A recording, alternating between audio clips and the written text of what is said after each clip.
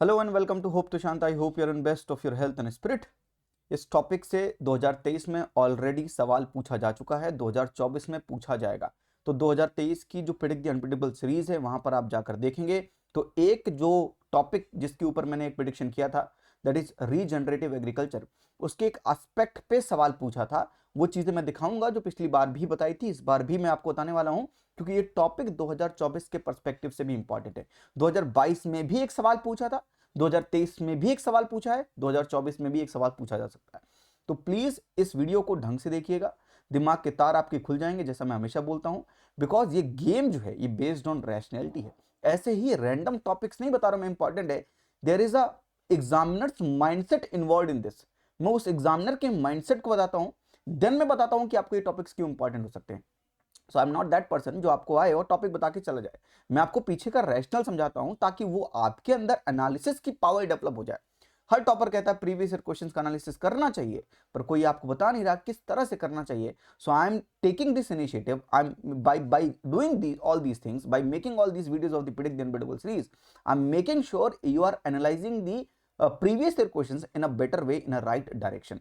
इस सवाल से कंजर्वेशन एग्रीकल्चर, रीजनरेटिव एग्रीकल्चर, ये सवाल बड़े पूछे जाते हैं। एग्रीकल्चर का ये फेवरेट जोन है यूपीएससी का, जहां से बार बार सवाल पूछता है। आइए इस टॉपिक से कहां पर सवाल पूछेगा, क्या पढ़ना है आपको, आइए वो चीज भी दिखाता हूं। यूपीएससी के प्रीवियस ईयर क्वेश्चंस 2023 का भी दिखाऊंगा, 2022 का भी दिखाऊंगा और पीछे वाले भी दिखाऊंगा, और एक लॉजिकल आपको टाइमलाइन भी शो करता हूं। टेम्पोरल एनालिसिस करते हैं और समझते हैं क्या क्या इंपॉर्टेंट हो सकता है। चलिए, restore by use, regenerative agriculture can help save water, and here is how, which means water एक बड़ा इंपॉर्टेंट एस्पेक्ट है। वाटर क्राइसिस, जिस तरह से हम वाटर स्ट्रेस, क्या हम वाटर स्ट्रेस कंट्री है क्या? मुझे कमेंट बॉक्स में बताइएगा वाटर स्ट्रेस का मतलब क्या है।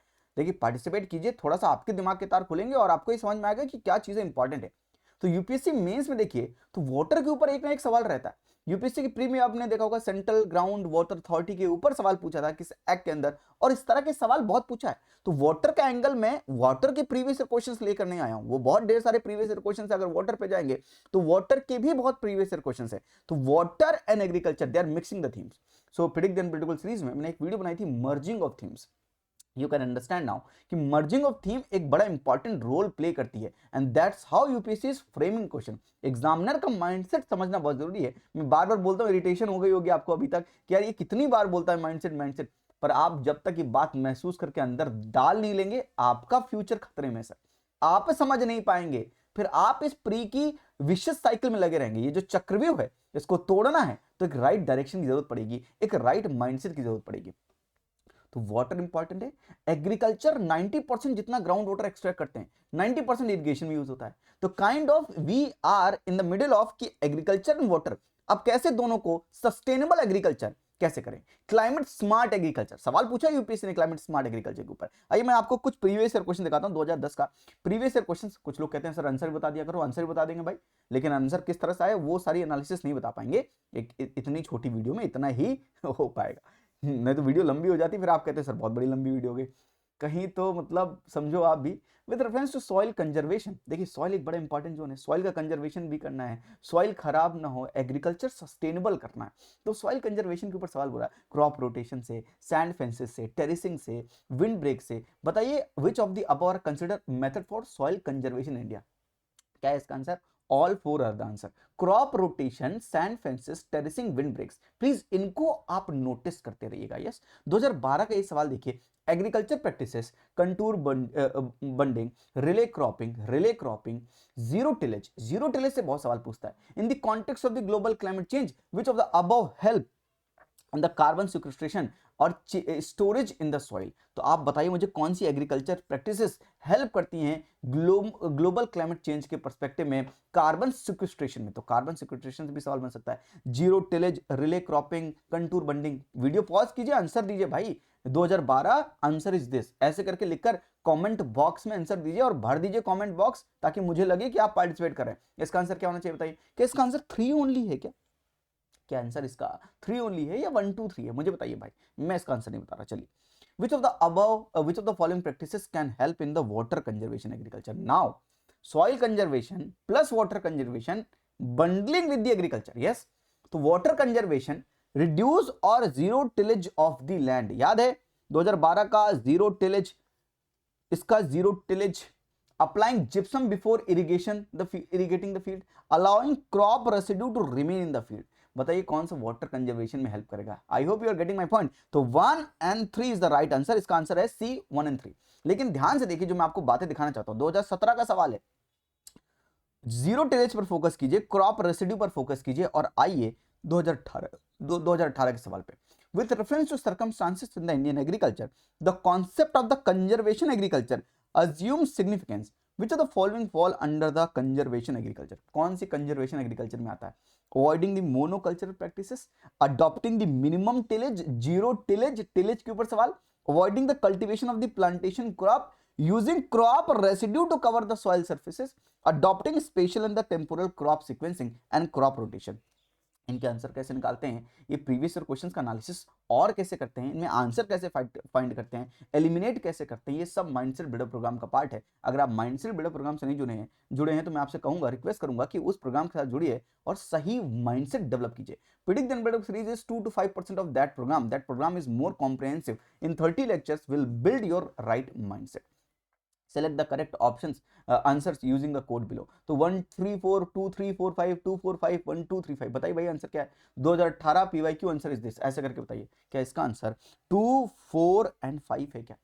2 4 5 है क्या? कंजर्वेशन एग्रीकल्चर में क्या आंसर इसका सी है क्या? 2 4 5 मुझे कमेंट बॉक्स में बताइए। चलिए, तो 2018 का ये सवाल हो गया कंजर्वेशन एग्रीकल्चर के ऊपर, और किस तरह से आपने देखिए water conservation, conservation agriculture, zero tillage, crop residue को यहां पर मर्ज करके आपसे सवाल पूछ रहे हैं। नेक्स्ट क्वेश्चन 2020 में आइए, what are the advantages of the zero tillage in agriculture? Sir ये मोहन जुदाड़ो के सवाल नहीं है, 2020 का सवाल है, थोड़ा ध्यान से देखिए और फोकस कीजिए। जीरो टिलेज, और क्या जीरो टिलेज के ऊपर पहले भी पूछ चुका है जीरो टिलेज, क्या जीरो टिलेज के ऊपर जीरो टिलेज, क्या यहां पर minimum tillage, adopting the minimum tillage. I hope you are getting my point. 2012 17 18 सवाल लगातार पूछ रहा है zero tillage in agriculture, showing of what is possible without burning the residue, crop residue हमने पढ़ा था अभी, यस क्रॉप रेसिड्यू का, without the need of the nursery of the rice saplings, direct planting of the paddy seeds in the wet soil is possible, carbon sequestration is in the soil is the possible। बताइए इसका answer क्या होगा? बताइए इसका answer 1 2 है, 2 3 है, 3 only है, या 1 2 3 है? क्या इसका आंसर 1 2 3 है क्या? क्या इसका आंसर 1 2 3 है क्या? कमेंट बॉक्स में आंसर दीजिए। What are the advantages of the fertigation in agriculture? तो now they are asking question from the fertigation. Controlling the alkalinity of the irrigation water is possible, efficient application of the rock sulfate and all other phosphatic fertilizer is possible, increase availability of the nutrients to plants is possible, reduction in the leaching of the chemical nutrients is possible। बताइए, pause कीजिए, answer बताइए भाई, pause करके answer बताइए।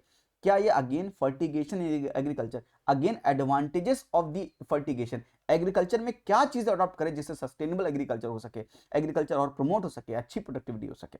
इन the context of which of the following is are considered practices of eco friendly agriculture. Again 2020 से सवाल पूछा eco friendly. याद है क्रॉप डाइवर्सिफिकेशन, आपने ऊपर भी देखा था, क्रॉप डाइवर्सिफिकेशन के बारे में बात हो रही थी, क्रॉप रोटेशन, क्रॉप डाइवर्सिफिकेशन, इन सब के बारे में। ये क्रॉप रोटेशन यहां पर भी आपने देखा होगा, adopting spatial and temporal crop sequencing और crop rotation. I hope you are getting my point. तो ये ऑप्शंस भी बार बार रिपीट होते रहते हैं। यहां पर पूछा है in the context of which of the following considered practices of eco friendly agriculture. Crop diversification करें, लिग्यूम का इंटेंसिफिकेशन करें, टेंसियोमीटर का यूज करें, या वर्टिकल फार्मिंग का यूज करें। क्या सभी को यूज कर सकते हैं? क्या सभी को यूज कर सकते हैं? Answer is 1 2 3 and 4। 2021 में ये permaculture and conventional chemical farming के बारे में बात की है। तो पर्माकल्चर डिस्करेज करता है मोनोकल्चर प्रैक्टिसेस को, conventional chemical farming, monoculture practices are predominant. इस तरह का पहला ऑप्शन है, which means they kind of.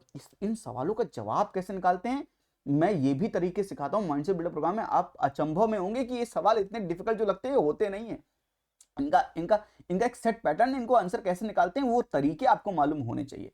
तो इसका आंसर क्या, मुझे कमेंट बॉक्स में बताइएगा। 2021 का permaculture and conventional chemical agriculture, again permaculture सवाल पूछा। और देखिए 2021 में क्लाइमेट स्मार्ट एग्रीकल्चर से भी सवाल पूछा, क्लाइमेट स्मार्ट एग्रीकल्चर सवाल पूछा। इसका आंसर क्या बाय द वे, 2021 वाले का बी आंसर है, और 2021 के क्लाइमेट स्मार्ट एग्रीकल्चर का आंसर है 1 2 एंड 3, लास्ट डी ऑप्शन है इसका आंसर। तो क्लाइमेट स्मार्ट एग्रीकल्चर हो गया, conventional agriculture, permaculture agriculture, conservation agriculture, इस तरह के सवाल लगातार यूपीएससी फ्रेम करा, इस तरह के सवाल लगातार यूपीएससी फ्रेम करा।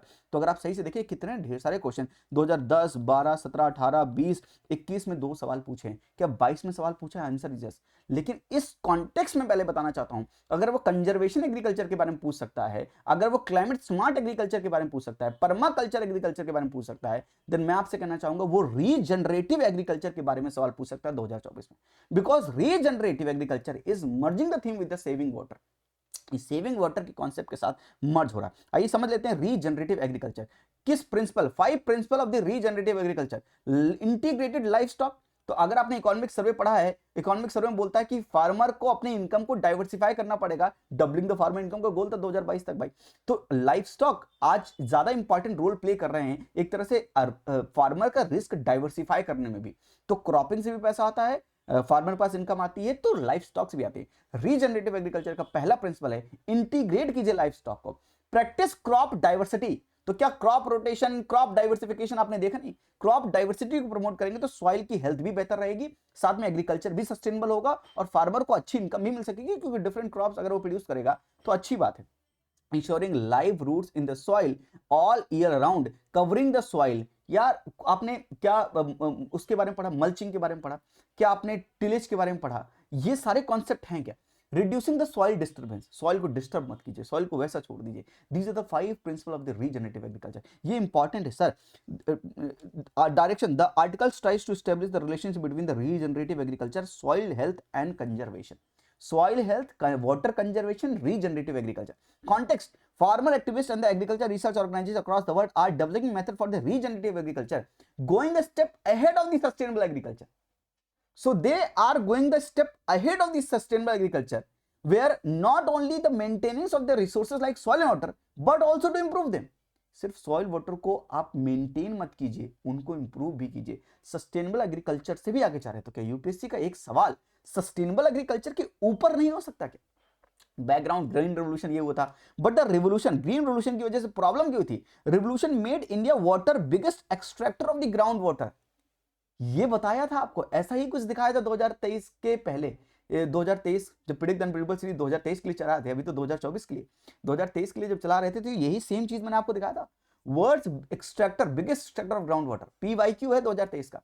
According to even water world development report, report वाली वीडियो में बताया था, ये रिपोर्ट इंपॉर्टेंट है और यहां पर भी दिखाया था। आप चेक कर लेना भैया, प्रूफ आपके सामने। कुछ झूठ बोलो तो मेरे को आके बोलो कि सर झूठ बोलते हो। The country extracts 251 cubic kilometer or more than a quarter of the world's groundwater each year, and 90% of this is used in agriculture. 90% of this is used in agriculture. आइए, अकॉर्डिंग टू 2023 का pre का सवाल देख लो। According to United Nation World Water Development Report 2022, India extract more than a quarter of the world's groundwater withdrawal each year. India need to extract more than a quarter of the groundwater each year to satisfy the drinking water and sanitation need of almost 18% of the world population. Drinking water and sanitation. Sir ये option गलत है, ये सही है। तो answer क्या होगा? Answer क्या होगा? दूसरा इनकरेक्ट, पहला करेक्ट। आंसर इज सी। लेकिन ये लाइन, क्या आप गाली दो और गाली दो, प्रिडिक्ट नहीं कर पाते, ये नहीं कर पाते हो, मैं सब एक्सेप्ट कर रहा हूं, पर तुम्हारा भला हो रहा है क्या? 2 सेकंड रोक कर बस अपने आप से ये पूछो कि अगर जिसने ये पिछली बार जिसको मैंने ये पढ़ाया, अगर उसने ये पढ़ा है, उसने ये लाइन पढ़ी है, ये लाइन आपने देखी है, ये मेरे साथ आपने रीड की है, तो क्या ये इंपॉर्टेंट नहीं था? कि इससे आपके 2 मार्क्स नहीं बन रहे थे सर? अगर नहीं बन रहे थे तो मुझे बोलो यार कि आप गलत बताते हो।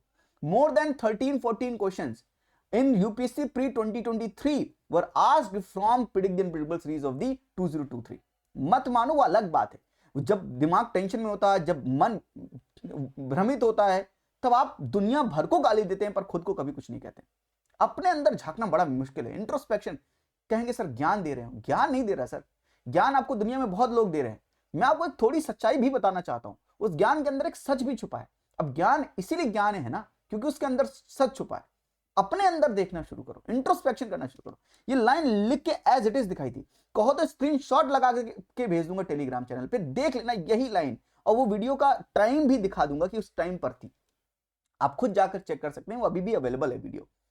Agriculture must operate in unison with the nature, not against it.